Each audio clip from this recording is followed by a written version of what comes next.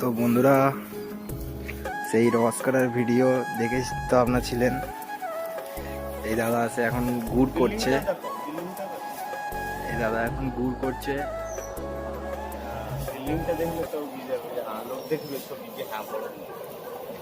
এখন এটা ফোটাবে, এখন গুড়টা এখন রস করবে। রসটা গরম হবে, তারপর গুড় হবে।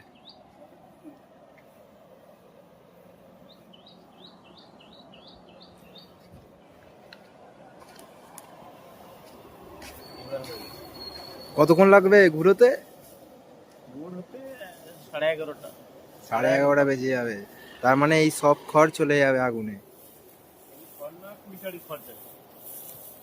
20 আটি ঘর যাবে বলছে, তারপর গুড় হবে।